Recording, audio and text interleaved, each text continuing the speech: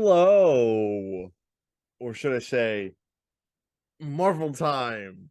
Oh, we're Um, jumping right into this thing. We didn't even I say that it's episode well, not yet, because people might be wondering what we're watching. that we never say that first. We What they're never say watching. that They're first. watching the "What Did You Think" podcast. We never say that first.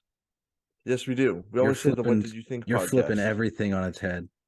Well, I'm sorry. What episode is this, Cameron? Episode Episode 15. 15. You're Yeah. right. So Marvel time. It is our first Marvel episode. Uh Definitely not gonna be our last. But this is a pretty exciting time. I am a pretty big fan of the Marvel universe. Good. And this proof by my limited edition steel sealed DVD of by limited edition, I mean it's just a DVD, and I don't think many people buy these anymore. Is that even the 4K copy, or is that just No, like? like DVD. Oh, it's not It's even not even Blu-ray. Blu-ray. Yeah, no. Whoa. I only get Blu-rays of the best stuff. This is my totally legal copy of Captain Marvel on Blu-ray. Whoa, what is the back of that? Okay, so essentially what the story behind this is, and there's plenty of Marvel movies like this in my collection. Um, my I watched the entire MCU phases 1 through 3 with my grandparents. And that was after Endgame came out. They were like, I heard of this Endgame thing. It sounds pretty fun. I'm like, oh well, there's actually a bit of there's like a prequel to that called 22 movies. And they're like, oh, that's fun. And so we went through it all. It was a nice experience. We watched one movie a week for like half a year. Um, it was nice. And then my grandpa, he's like, I'm gonna give him a gift. I'm just gonna give him all the Marvel movies. And so he found the entire franchise, every movie, and he made sure not to spend any more than $10 on any of it. Okay. And some of that means that he bought them repackaged from Rest in Peace Family Video. But Wow. this is a regular copy of Blu-ray Infinity War, and I don't know how he Right. managed to get that for $10. But Um, I mean, it was family video, so it was probably going out of business, and they were just yeah, selling. Rest in peace. Hats I, off for. I'm not gonna do that. Okay. Well, Symbolic hats off. I put on the hat for a reason. what is on your hat? No idea. It's just a logo for some company. Oh, okay. Well, they're not I mean, yeah, they're not our sponsor today. We don't I have one. They might not even still be a thing. I don't know. We've had this Who hat for knows? longer than I know of. Uh Look at the time, Ben. It's It's it's time. Marvel time. It's Marvel time. That's what I've been thinking about all day. Literally the entire day I've been thinking I can't wait for Marvel time. And now that it's 4:46, it's time to be Marvel time. Yeah. Yeah. So Beautiful day to be and to talk about Marvel. Marvel, the Yeah, first installment of Phase 5. the Uh, only installment of Phase 5 well, so that's what far. first is. Yeah. Um, Ant-Man and the Wasp: Quantumania coming at you live from the theater. Paul Rudd, will if you watch. Okay, this is what's crazy about this. No, they want people to watch this movie so bad. If you buy a ticket to Ant-Man and the Wasp, literally Paul Rudd comes to your house. That's It's crazy. crazy. He is. My That's why this wife, episode's late, because we were hanging out with Paul Rudd. yeah, me and Cameron were just watching other Ant-Man movies, and then all of a sudden, yeah, Paul Rudd just walks down our stairs, and he's like, "Hey, what did you thinkers?" Yeah, We're like, "Hey, since you're here, you want to stay on for the episode?" And he told us what, Cameron? What was the excuse he gave he us? was like, "Well, there's so many people buying tickets for this movie. I got to keep going to all their houses." And I'm like, why don't you just, if your time is up at Ben's house, why don't you just come to my house? Because I also bought a ticket." And so he's actually on his way now. Hopefully, we'll see him by the end of the episode. Dude, Um, we could just stall and make this a really long episode until he gets yeah. there. I don't know how I got here before he did. I think I don't know. Maybe he shrunk down. He's driving a little car. Well, he's probably not. Yeah, he's either going really slow because he's small, or He doesn't know the roads. It's like Santa. He's just making all the stops on the way there. Oh, you're But right. Yeah. one way or another, he should get here by the end of the episode. But in the meantime, let's talk about his movie, Ant-Man and the Wasp: Quantumania. All right, the third in the Ant-Man trilogy and the second in the Ant-Man and the Wasp duology, was directed by Peyton Reed and stars Paul Rudd, Evangeline Lilly, Michael Douglas, and Michelle Pfeiffer, among others. We're not going to get into it, all of them, because you know you'll find out about them, whether it be in trailers, reviews, or watching the movie yourself. So Ben, what'd you think?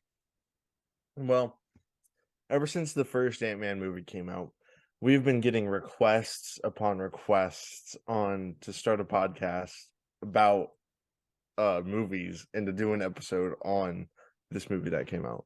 Of course, that's a joke. But I will say, before I go into my thoughts, I'm going to share with you some insight. All right. Or not insight, just some information. I myself am also a big Marvel fan.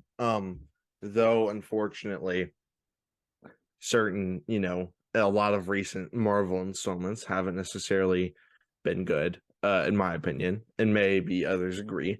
This is not a hot take, but I remember when I've always wanted to start a movie podcast. Just like maybe off of other movies. Like we recorded a long lost that no one will ever watch episode of Prisoners, an episode no one will watch of The Batman. But after watching Thor: Love and Thunder, I had such a disliking for it that I actually legitimately wanted, and I was frustrated that people liked it. Not a lot of people, but I was frustrated that like it was still getting good publicity. That I was like, you know what, I'm gonna change things. But I was like, I'm gonna start this Instagram account called "What Did You Think?" Because I disliked it so much, and because I was just tired of like the same crap coming out over and over again. And you thought you'd put your foot down and put a stop to it. I wasn't thinking that I was going to make a stop to it. I was just saying, like, you know what? I'm just going to share my opinion. You would personally at Kevin Feige in every post. You're like, you need to make more movies like Tar. But my disliking for it really sparked me to go ahead and write reviews and post them on Instagram. So as a result, I started the What Did You Think Instagram, which is totally official, that Cameron totally has input on. Yeah, it's branded for both our dual podcasts, but it's literally only Ben's opinion. Yeah. But I will say though, it was made before the podcast was made. So if anything, this podcast is an adapted screenplay of the Instagram. I was thinking it was like a Whiplash situation where you made the short film first to get that's the much full better. thing greenlit. Yeah. But either way, Marvel has definitely affected us in a manner of podcasting, at least for me, and reviewing. As a result, ever since Thor: Love and Thunder, I've been kind of like a Marvel hater. I have really disliked a lot, like everything they've come out with. Not everything, but like it is just like a rinse and repeat over and over again. Honestly, we're getting like a similar story every time. It's always super bad VFX a lot of the time that we're getting, and it's pretty frustrating the fact that the studio is pouring so much money and still making doo-doo. And meanwhile, I am over here on the other end of the spectrum. Not that I'm saying I'm in love with everything they're making, but I'm kind of like, I'm very consciously in denial about the MCU right now. I'm aware that it's going downhill, but I'm latching on to whatever they'll give me. I like a lot of the shows that they made. I was standing up for She-Hulk when no one would. I was standing up for Doctor Strange 2 when no one would. Then Thor: Love and Thunder comes around. Thor: Love and Thunder is when I saw what everyone else saw about the new stuff. Like I always kind of got it, but like Thor: Love and Thunder is what Thor: Love and Thunder is what everyone describes everything else being like. And if I saw that all the same way, I wouldn't like it either. But I saw that as like a unfortunate dip in a overall shaky yet still good enough franchise, because I still see this as Marvel trying to transition from a good like ending the original characters and transitioning to a new era. And I think it's doing better than people give it credit for, but I do still see that it is very shaky. It's just I have an issue with there being so much being made, and the fact that less than 50% of it is up to par. Where Yeah. it's like, and we've talked about this many times, so I will keep this short. But it does feel like they're focusing on quantity instead of quality. And as a result, it's like we got like 6 TV shows now we got to watch, and we got to watch this movie that just came out. And 3 months ago there was another movie. It's getting almost too much to where me, who was in it from the beginning, because I know you got into a bit later, but from like someone who started off watching Iron Man in theaters, it's getting really difficult to continue watching what they're making because it's overall ruining my opinion of the franchise that I once loved and adored to now I am dreading going to the theater and watching. But then they make banger trailers all of a sudden for Guardians of the Galaxy. Well, Guardians of the Galaxy is going to be good. It's going to be They said that I mean, we said that about the Thor movie coming from Ragnarok. Okay, but there's a difference here. There's a difference here. Guardians of the Galaxy is going to be good. I agree. That's the difference. I am accepting that too. The difference is that James Gunn is continuing to prove himself in the downtime between Thor and other Taika Waititi did Free Guy in between the Thor movies, which he didn't even make it. He was in it. You know, sure. I'm just saying, like, anyone could have played that part. What I'm saying is, talk about Willis. That's crazy. You remember anything from that movie? That was a Free Guy quote. That's crazy. That's all I know. I only remember the stuff that they put in Fortnite, and that's it. But anyway, yeah, I don't know. I'm waiting for Taika Waititi. I'm glad he's out of the Marvel stuff now. I'm waiting to get Jojo Rabbit 2. I can't wait for that. The squeakquel. The squeakquel. Where I don't know what the plot of that would be. I'm sure he'll figure it out. But James Gunn is proving himself time and time again. He got the Suicide Squad, he got Peacemaker. Now he's in charge of all the DC stuff, and he seems like he's willing to take it in a wacky, weird direction that it wasn't going for before, which is exciting. And Guardians is like his baby, I think. And you know, seeing the cast talk about being on the third movie and being part of this like kind of subset of the Marvel universe and stuff like that, it's nice. And I can tell that James Gunn has a lot of care for these characters. But that being said, this isn't a review about James Gunn. This isn't a review about DC. A little Marvel tangent. This is a little preview to get our opinions out there, because we haven't really had an opportunity to talk about this. And by that, we haven't had an opportunity. I mean, we definitely had an opportunity because Black Panther came out since the podcast started, but we just didn't talk about it. Also, and Black Panther is really good. Yeah, it's incredible. So, but yeah, and for some reason we're choosing the worst of these two movies that have come out while doing the podcast. Yeah, to talk about. There's a reason for that. So yeah, I think we should just jump right into this. This is another. Okay, and by jumping right in, I'm gonna dip my toe in and dip back out just for a second to preface. Guys, we hear you. We're in touch with our community. And by that, of course, I mean walking out of the theater. Me and Ben disagree about this movie. Mm-hmm. Walking out of the theater, we were talking about it, and Sarah overheard that we disagreed, and she was mad. Not mad, she was upset because she's like, "Oh, episodes where you guys disagree are so boring," because it's just back and forth. And I got to thinking, very contemplative. I'm like, wow, she doesn't come on the podcast. All she does is criticize. All she does is make our banner for us, make our logo, and then criticize us. What a fake fan. She has been on an episode. What a fake fan. But she's also right. And that Megan episode isn't our best work. So we are coming in this. We are going to be civil. We've already shaken hands beforehand. We're not going to convince each other of our opinions. We're just going to say what we think and move on. And as a result, since a lot of you guys didn't like our Megan episode, what we're going to do from now on is each episode you don't like, we're going to recreate, but 2 times longer to really make sure that we give you guys the good quality that you deserve. Right. Head on over to our Patreon to get our exclusive unrated cut of the They are Megan making an episode, unrated cut which I'm excited of for. Megan. I'm excited I'm not. for. Dude, I am. Why won't you give it a chance? Bro, the horse is dead. No need to keep on beating it. No. Just it could take a few more slaps, that horse. This isn't a Megan because we're not review. Yeah, you're right. We need to get back in. Put those toes back in. Yeah. I'm going all the way under. So I actually like this movie. I like this movie. All right.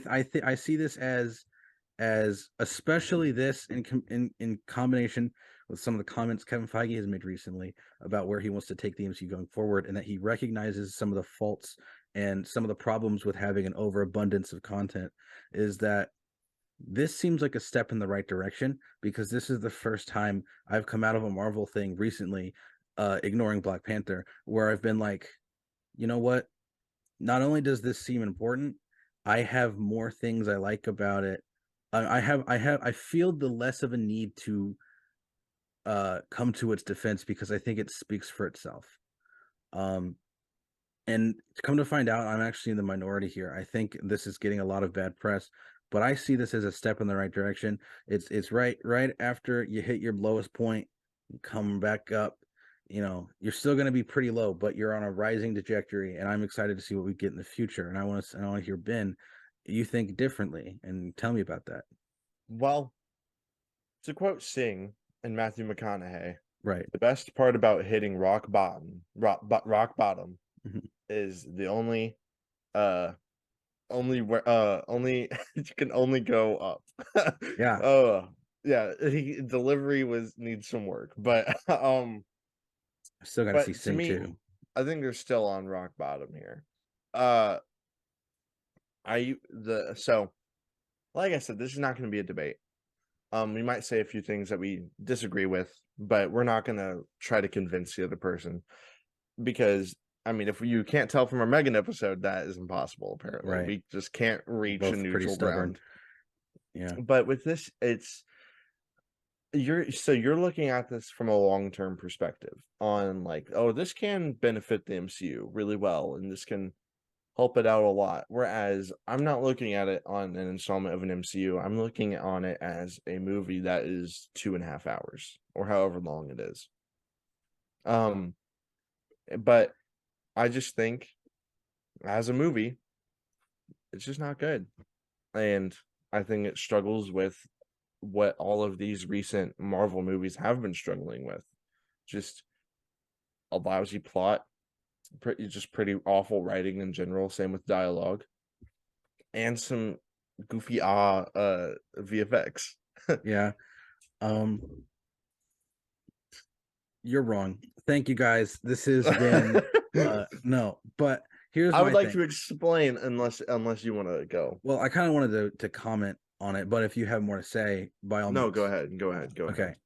I see it as both. You said that I see it as an installment and you see it as a movie. I see it as both. I think it's difficult. Like, anymore, you can't really separate these movies from their universe. Mm-hmm. Phase 1, early phase 2, definitely possible. Now it's so baked in that you can't. So looking at it as kind of an episode of a long running TV show, I see this is not that things haven't been coming together, but this is really showing, okay, phase 4 seemed kind of all over the place, but it actually does look like there is an end goal here. Which it's nice to see those pieces come together, but on its own merits, I think that a lot of the complaints I've seen people have with this, I straight up just don't agree with. I think that the CGI is on a much higher level than we saw in Thor: Love and Thunder. I think that the a lot of the writing is definitely, this is some of the closest I'd see, like the closest it's been in a long time to Marvel writing. Like there was a lot of lines where it almost felt like they were making fun of it, but they weren't. They were just like, it's right behind me, isn't it? But unironically they were like that. So yeah, I can see where people have issues with it, but at the same time, Ant-Man has always been kind of goofy, and putting this up against Ant-Man and the Wasp, I see myself rewatching Quantumania a lot easier than I see myself rewatching Ant-Man and the Wasp. Funny you mention Ant-Man and the Wasp, because with this movie, now it is, the title is Ant-Man and the Wasp. All right, Quantumania. True. And a huge issue I have with the movie, which goes into its writing, is that there's two leads technically, which is Ant-Man and the Wasp, but nothing. And Isaac says this very well. He brought this up to me, where nothing original uh involving Evangeline's character happens on screen. It is all off screen, and she has like no lines at all. She like literally like, or she has lines, but it's benefiting nothing to her character. It's benefiting, she has like zero story in this movie at all. It is very frustrating to watch, especially talent like her, because I love her in Lost, which I mean, mixed opinions on the show, sure, that's still a great show in my opinion. To see talent like that wasted on no story at all, and honestly a terrible character, for the simple fact that they haven't given her anything to do. And then you mentioned Ant-Man being goofy, where I don't think this was that funny of a movie. Ant-Man has always been funny, sure. Especially, in that first movie. I mean, I haven't seen it in a while, but I remember laughing a lot at it. And even Ant-Man and the Wasp, I still laugh quite a bit with it. I think it has pretty good jokes, but I mean, the movie sucks. We all know this.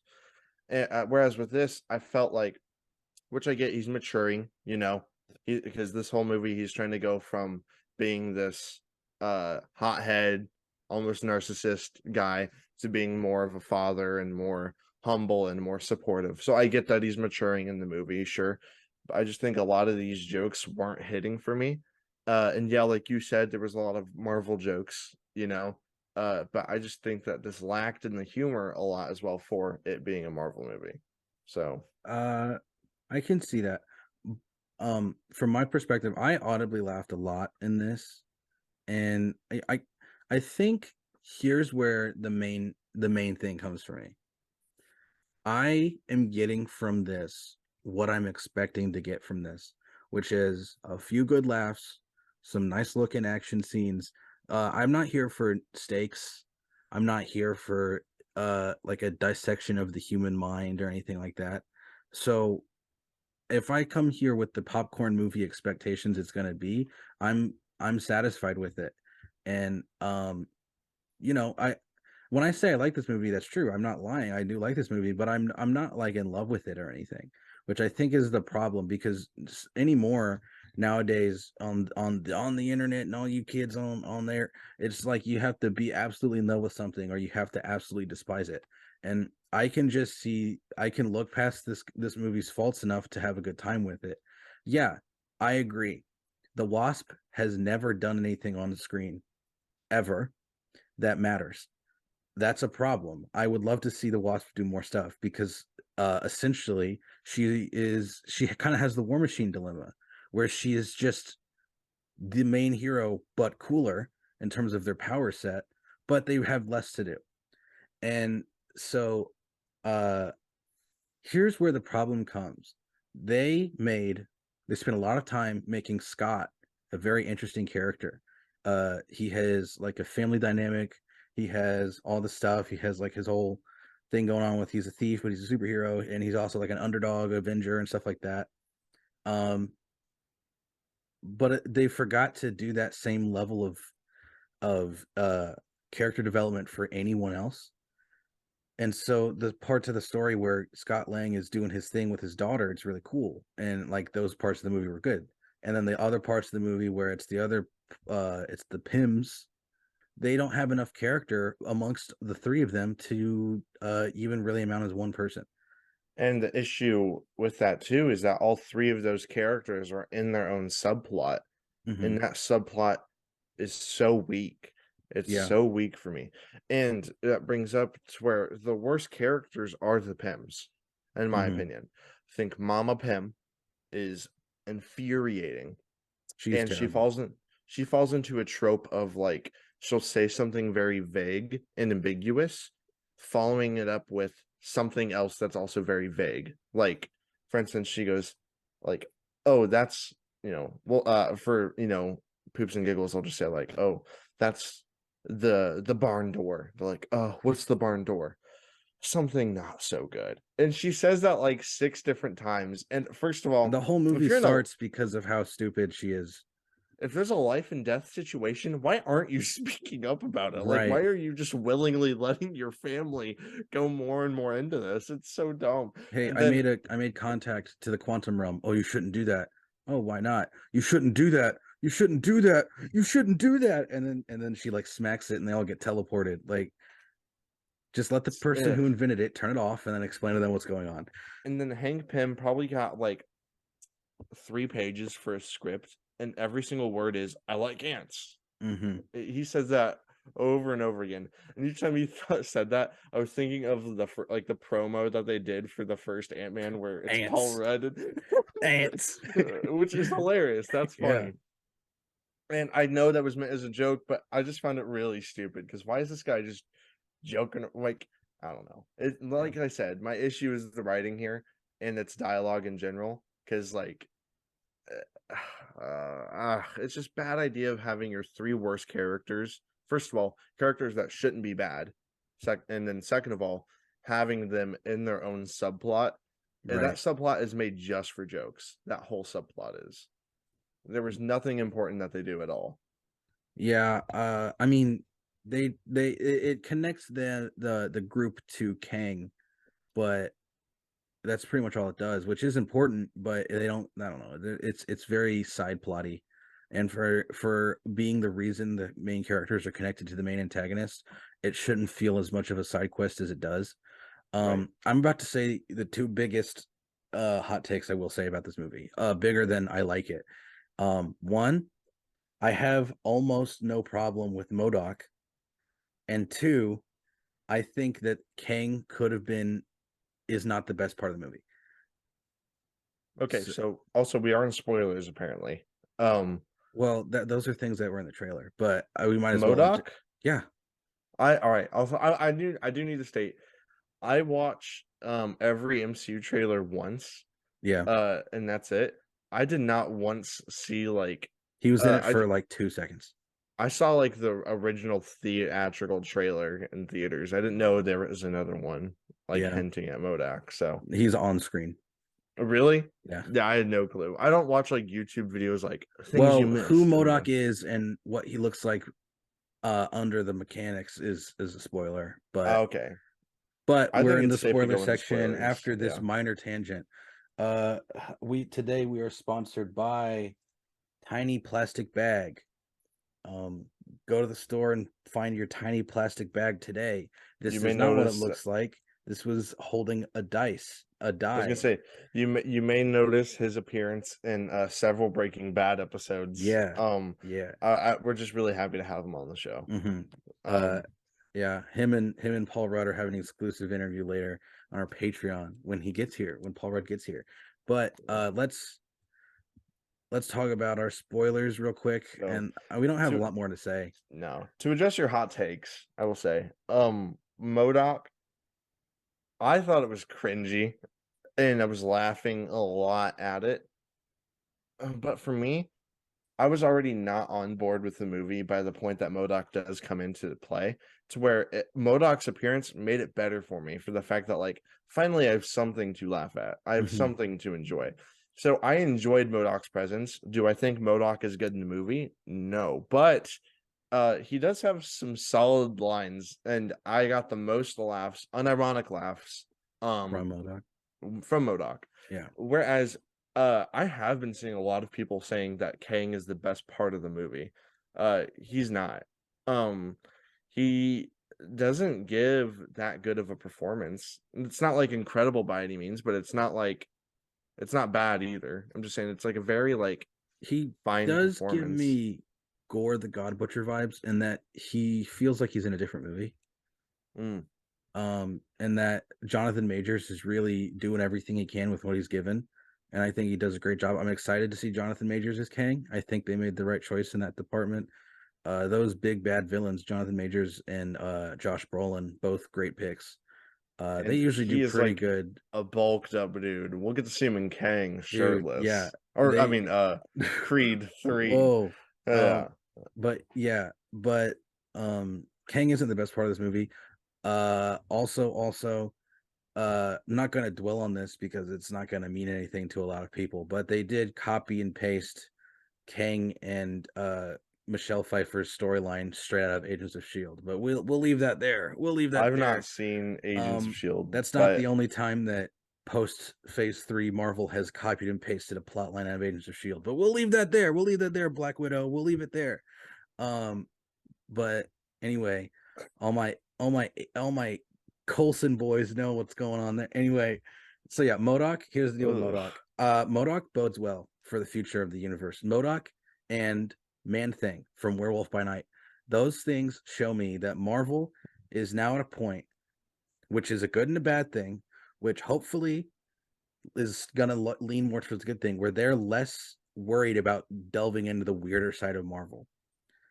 I was wondering for years how they're going to pull off a live action MODOK, and I think visually they did it pretty well. I'm so glad they didn't try to water it down at all. I was worried when they showed him in the trailer in like the gold mask that he was just going to be a robot, and then he pulls his mask up, but it's just this giant face with these tiny baby limbs, and it's great. So stuff like MODOK, stuff like Man-Thing, moving forward, if it lets it get more serious, but it still lets the wacky side of comic books shine through, I think you're going to hit that happy medium and give people a reason to show up again. And I will say, I've always applauded Marvel on how well they can stick with the comic accuracy and design of these characters without making it look on the nose. You know what I mean? For instance, Kang's screen that just makes his face blue for his helmet. Like, that's just, instead of making this normal guy all of a sudden have blue skin, or somehow making, I think this is the best possible way you can honestly make MODOK, unless you have like your Avatar level CGI, and you're going to spend billions of dollars on MODOK. I think this is a solid way to do it. Now, yes, does the floating head look insane? Absolutely. He looks insane in the comics. Yeah, is it distracting? Sure, but if you know what MODOK, Sarah hates it, MODOK, because she does. I wanted to show her a picture during the theater, but I was like, you know what, I'm gonna wait until after, because I am curious how she thinks of MODOK versus, like, because did she not have a context for MODOK before? Not at all. Okay. Her context is Darren. All right. Is Darren. So, but I know him from, like, playing Ultimate Alliance and all this stuff. So yeah. Superhero Squaddies, where you at, boys?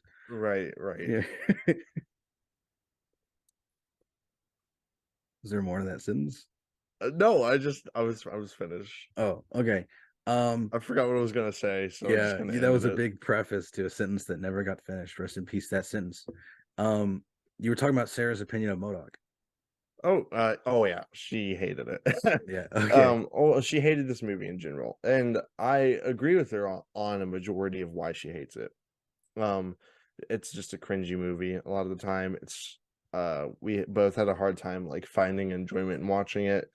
The more enjoyment I had, or the little enjoyment I had, was with MODOK and being with like everyone watching it, which is a lot of fun. Yeah, but yeah,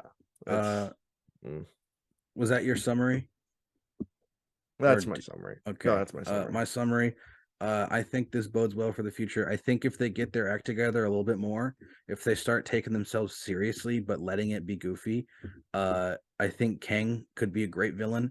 I think there's an opportunity for them to prove everyone wrong, and they can actually give people a reason to show up post Endgame.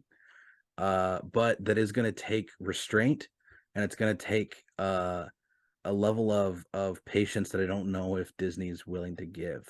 So I think, last thing, I think if they don't play their cards right, Disney and Marvel, Marvel and DC could switch places, and where Marvel is going to be pumping stuff out, trying to find their former glory, and DC is going to have this new leader who's willing to take time to be patient and develop a world.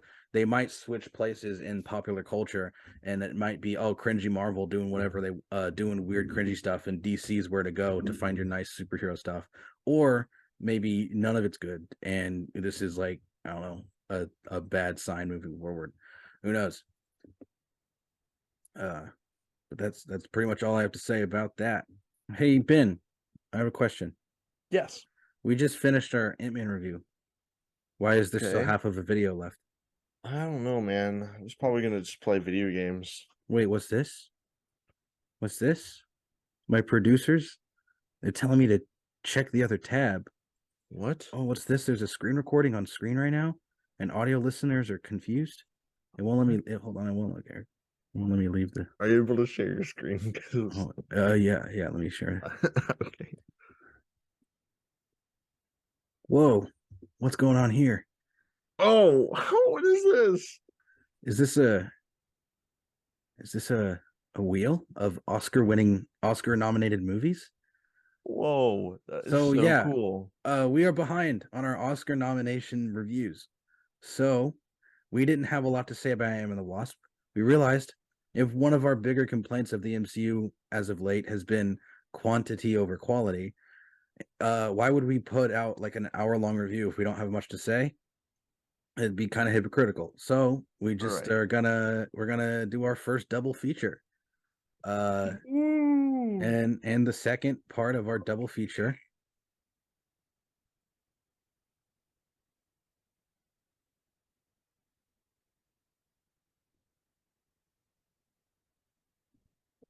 all right. Dude, I am so frustrated. I mean, this works out because I just watched this today. I watched this today for the possibility that this was going to happen. We could have gotten everything everywhere. They were really close to each other. Like it was so. Wow. Yeah, for our audio only. Look at that. It is like a literal like less than a centimeter away from being everything everywhere. But it's not. Yeah, it's not. Triangle of Sadness. Ben, why don't you pull up that information? Who made it? Who's in it?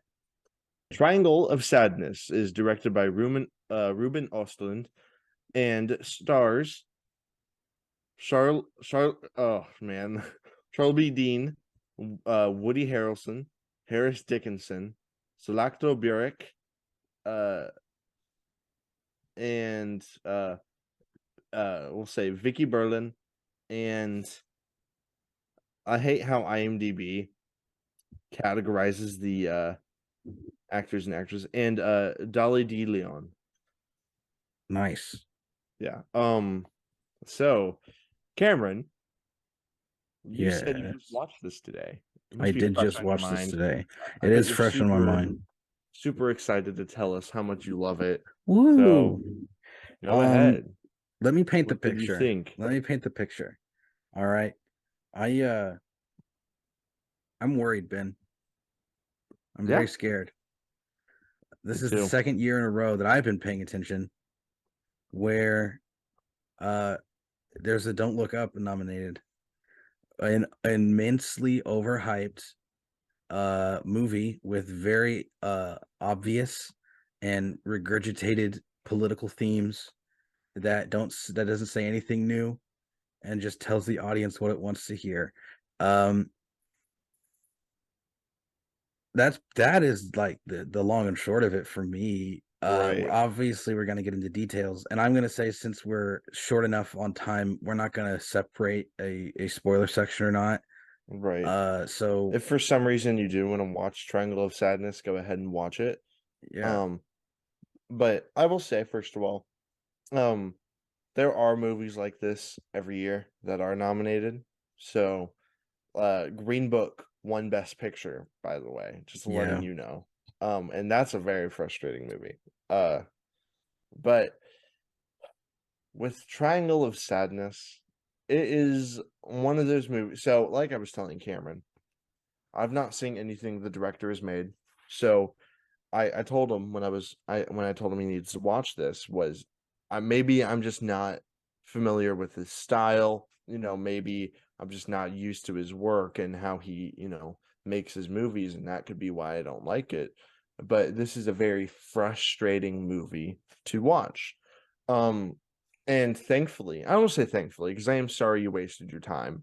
But I get this text of, I have an hour left in all caps. So I was like, oh, I gotta call Cameron because I knew he was at the island segment in this movie. And I call and we have like a quick rant. And I was like, well, don't worry, it only gets worse. And I think it does. Does it for you? Does it get worse or Well, okay, first of all, it's kind of jumping in the middle there. Let's real quick.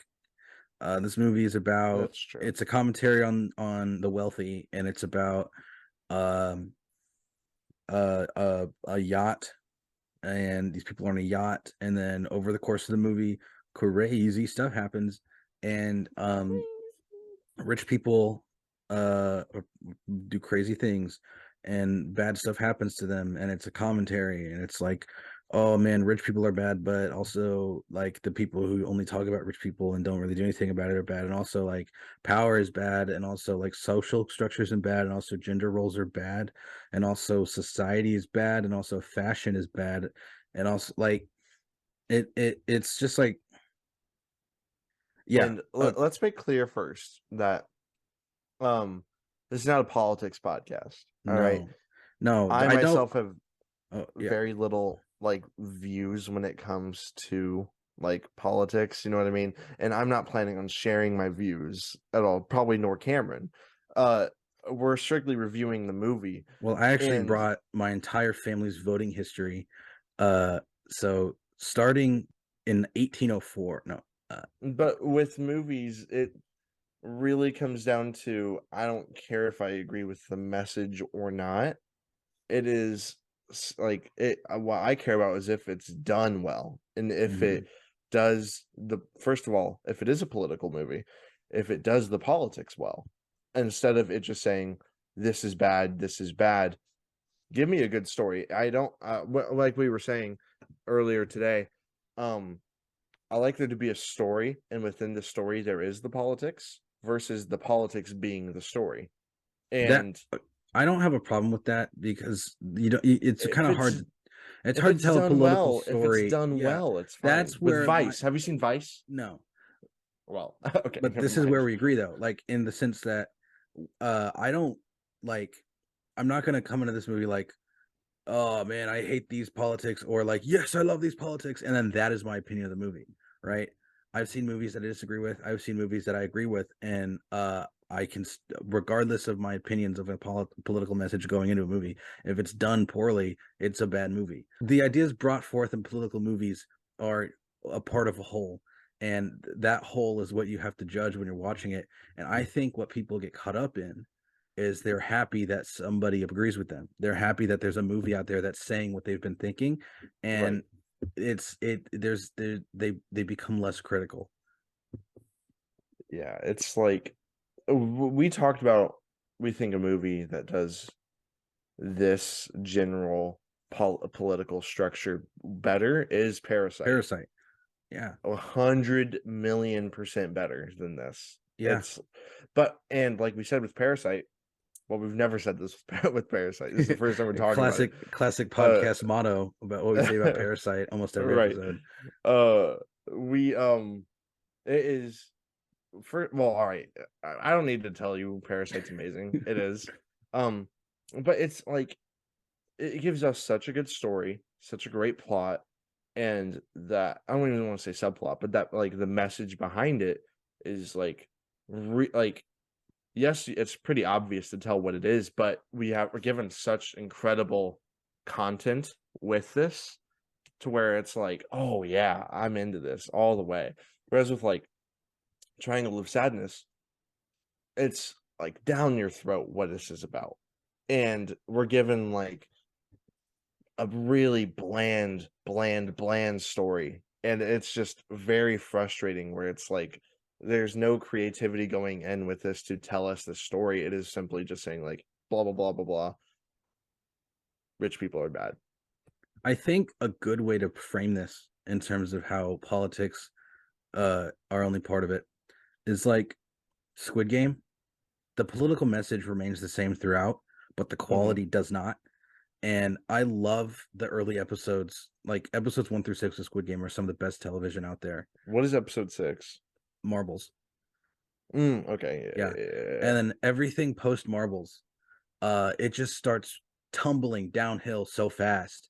And where it gets to the last 2 episodes, and you're just watching a completely different show. Yeah. And despite the message remaining the same, my opinion of the show changes because of the way that the message is portrayed, because of the way that the show is done. And the same is done here. Regardless of what they're trying to say, I still don't like the movie. They're bad. And my biggest complaint, what's weird is a lot of my complaints, and I think this is just one of those scenarios where it's like, I'm just gonna have to be fine with not liking it, which I'm fine with not liking it. It's not for me because the reasons I don't like the movie are the exact quoted reasons that people do like the movie. I hate it because it's so on the nose and so blatant and so like in your face, just like kind of, hey, I had an idea, let me tell you my idea, like kind of thing, not like let me demonstrate what I'm thinking. That's a very weird way to put it. There's a scene where people are in a room and they're like, why are we doing this? And then it cuts away from them for a second, it cuts back and they're all yelling and jumping and screaming money, money, money, money, money. And like, that's funny and stuff, but like for a one-time thing, I guess I still thought it was on the nose, and I think that's the point. But that level of just telling you what the director's thinking the whole time is constant. Right. There's no digging, and for a movie that's this long, you kind of want to be doing something mentally. But there's so many parts in this movie where like, oh, I get the point of this scene, let's get on with it, and then it's going on for another 15 minutes.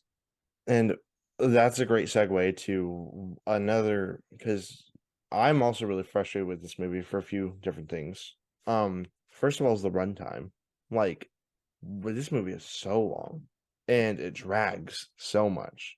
Like, I don't care at all about this movie. And I meant to say this is during Ant-Man. I didn't care about the stakes, and nor did I really care about the stakes in this movie. It is like, I don't know. When you make every character terrible, like by just being about all right, I will say the 2 characters I liked in Triangle of Sadness, I didn't tell you this, is the I don't even know what her name is. It's the head of the like staff on the boat, the short-haired lady. And I did like the maid. For a little bit. And then it just kept on like going on for a lot longer than like we'll spoil some. So these 2 models are in a toxic relationship with each other. They both treat each other terribly, whatever. I would say who cares? A lot of people care, but what, yeah. Right. So they're in this toxic relationship. They get to go on this nice little yacht trip, and we get introduced several characters that are going to stay in the movie for the rest of the runtime. And we are given a disgusting scene of vomit and like diarrhea, and it's disgusting. For me, it was really hard to watch. I had to skip forward a lot of it just because like I don't even get that sensitive of a stomach, but I was just more like, I don't want to watch this right now. Like, I'm fine if I don't. And then I'm like, oh sweet, we get Woody Harrelson. Woody Harrelson comes out. He's a terrible character, written terribly. And he's in it for like 5 minutes, and then the ship blows up because of a grenade. And then like that's the halfway point of the movie. The hour left the is these people point. stranded on an island, and it turns into some Lord of the Flies of like this maid that everyone was mean to is now the leader of this island because she knows how to hunt and do all this stuff now. And she ends up like not manipulating, but like kind of manipulating this guy that was in a toxic relationship to do stuff with her as a result to give him food and all this stuff. It's just awkward. and I don't think done in the right way. It's just awkward, and it's frustrating to watch. It's this whole ordeal, and I'm not doing the runtime justice because I know it did speed through it, but it like to get from point A to point B. When the yacht exploded, I thought the movie was almost over. It should have been, dude. I was like, okay, we're getting there, and then we have this hour left, and I don't know, Cameron. Yeah, I mean, what did you think of that? I think I kind of summarized my opinions pretty well in that when you have this guy, the director clearly has a lot he wants to say, which is fine, and you can get a lot across in a long movie and stuff like that. But there's so much he's trying to say, but it feels like he tries to find the most.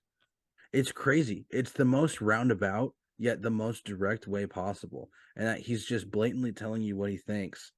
And I was telling this to Ben earlier. It literally feels like just the writers were just some people in a room going like, "Wouldn't it be crazy if the rich people, hear me out, guys, the rich people they lose their power to a poor person, right?" Now, That's a wait, good idea. wait. So you know how like the patriarchy? What if it was a matriarchy? Right? Ooh. Yo, politics? What if it was just people talking? Like it's there are these ideas, and they're so clearly stated that you get the point so quickly. It is very predictable for a movie that was that was like talked up to me as like, dude, this is the wackiest movie I've seen this year. This is insane. You never like it's crazy. It is so predictable. And when you predict something quickly and you're like you get the point of a scene in the first 30 seconds and you still have 7, 8, 10 minutes to go in a scene or in a theme, you're like, dude, I get the point. Either expand it or move on, right? They mention one of the cast members being on the boat, or not cast members, one of the like just guests mentions that they were in the development of grenades and all this stuff. And he says that like 3 different times in the same conversation, to where it's like, okay, that's gonna come into play. And it does. It's like It's that's like what blows up.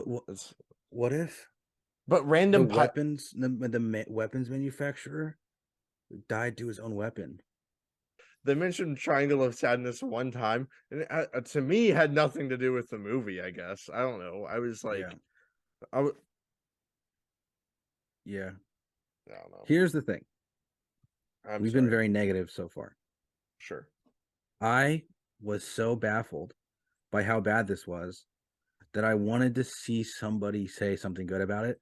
So I looked up a couple of reviews. I watched maybe like an hour and a half. No, whoa. I watched maybe like a half an hour to an hour of reviews after watching the movie. And what I've gathered is that people like it because it's so on the nose, which is fine. If that's why you like it, that's fine. And I agree. There are some really cool details in this movie. There's some really good cinematography in here. I do like when the boat's swaying, but the camera's still, you just see the people moving. I like that. So there are positive elements visually. I told Ben I would have enjoyed this movie a lot better if I watched it on mute because there's some interesting visuals going on here. There's some nice details where the perfume that he at the beginning of the movie the model is trying out for the branding for is the perfume that he finds on the beach. So it's like amongst the trash and stuff like that. It's interesting details, but all those little details in there, while they're interesting and they show that people cared, it's not enough to carry the movie to something that I care about. I have to say some good things about it too, because I have to. Uh, I like some of the performances. Yeah. I guess. I mean, I I will say no. I like the beginning part. yeah. And that's all I have. Of all the models, are like, oh, it's H&M.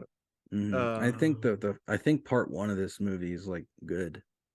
I was interested in their relationship. Oh, a big detail that I forgot that I think this is probably the coolest detail in the movie. Sorry to interrupt, but I'll say this real quick.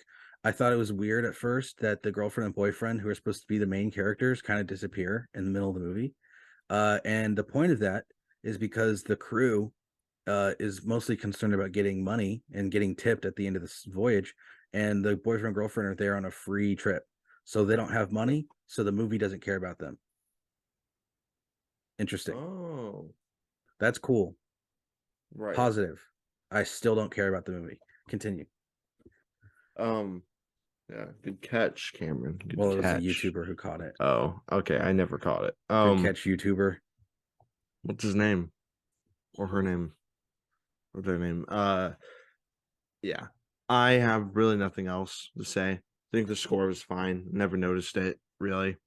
Set design's great. Yeah. I like the island. The boat looked cool. Looked Mhm. fun. Other than that, I've got nothing else. They were on a resort the whole time, That's crazy. apparently. We're kind of moving, we can relax a little. Yeah. I'm sorry. No. We're just talking down. I mean, no one wants to hear us. What do you have left to say? That's pretty much it. There are better ways to get these points across. This director, I've seen one of his other movies. I've seen Force Majeure. That movie's amazing, and I think Ben should watch it, and I think you at home should watch it. I really enjoyed that movie. So I don't this isn't a hit piece on the director because I like some of his other stuff. So that being said, I've been What Did You Think? And this has been What Did You Think? Wait, you guys hear that? There's someone at the door. What? Paul Rudd. Hi, I'm Paul Rudd.